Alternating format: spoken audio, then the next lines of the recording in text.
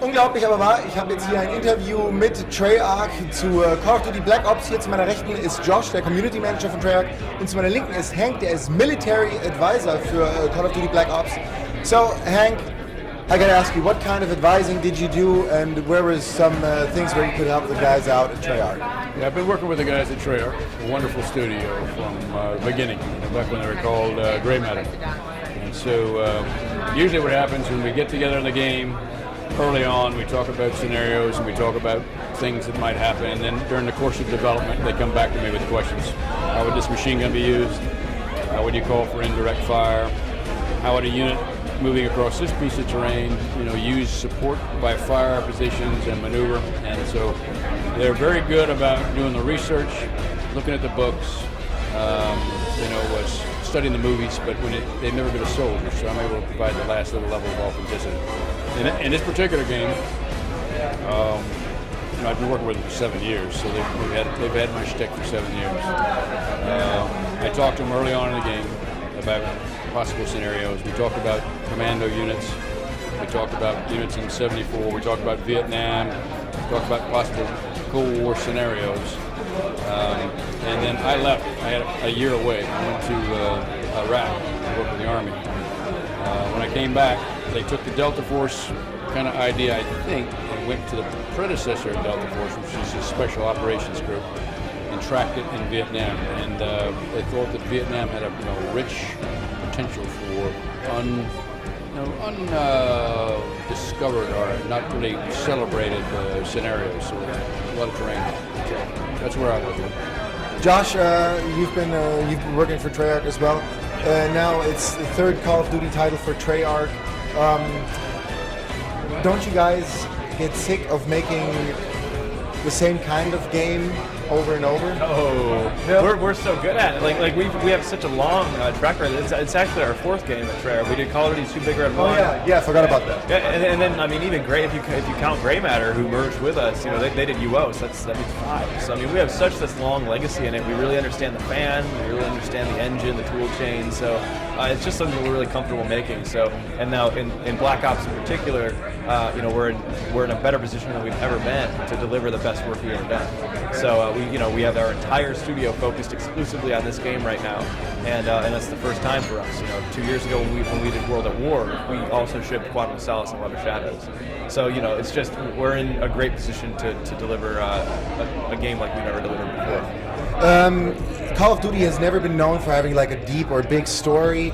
Is that going to change with Black Ops? Are we going to see more of a storyline? Very much so, yeah. It's going to be one of the richest and deepest single-player campaign narratives that we've ever done, and that's ever been done in the Call of Duty franchise. We're putting a strong focus and emphasis on character development, character progression. Even just your own character that you play and the characters like your squad mates, they're going to be very changed from when you meet them at the beginning of the game to when you finish the game. And even visually they'll be changed, but of course they'll be changed people as well. And then the story that we're telling is it's unlike anything we've done as a studio, and if we hit it right, then you should be leaving the game feeling like you just saw an amazing, action. So, no more briefing screens in between loading times? We actually, our loading screens, we are doing something a little bit differently to keep the player immersed in the world, but you're going to I don't want to spoil that. You're going to have to get the game and see for yourself what that is. So, I've got to come back to you, Hank. How accurate are the weapons in the game? How would you say they really feel like the real deal? Yeah, these guys have gotten really good at portraying the weapons. So they've gone out and fired most of these weapons, and I think you'll be very impressed. They are very realistic in the game. Yeah. Now they've got the thing about this game with the Special Operations group are the studies and observation group. It's a very covert operation unit that go behind enemy lines. Therefore, they had the opportunity to pick any weapon they wanted to. And so there actually were guys that chose a crossbow, for example, to take out on missions so they could silently kill people. To see that portrayed in the game. There were actual guys that sawed off their weapons and modified their weapons in many different ways. So they had a whole different set of ordnance they could use. It's going to appeal to gamers, playing. They can use all this different stuff. So, yeah, weapons are very realistic. and you'll get a good feel for it. I've got to ask you something else. In Germany, they're very strict about violence in video games. Do you see that sort of as a problem, or do you say, hey, it's just a game, don't worry about it?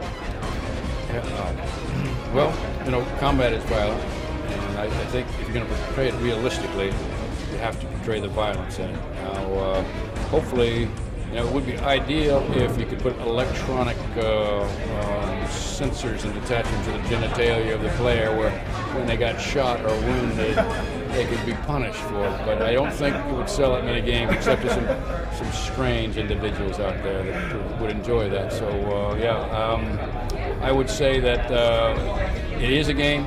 I would hope that the thinking player in the end of the game would say, God, I hope that never happens. And I just talked to some Russian journalists and said that, for years I sat against the Fulda Gap in Germany and was deployed facing a potential Russian invasion. And how that would have gone down was interesting to me, but I thank God we never had to do that. In 1980, you never could have convinced me that Germany would ever be reunited again, and here you guys are. They're all one big Germany. Isn't that cool? It is. So, how many missions will be in the game? How long will I need? How long will it take to play through? And when will it be released? The game, we don't know how long it's going to be yet. It's just not done.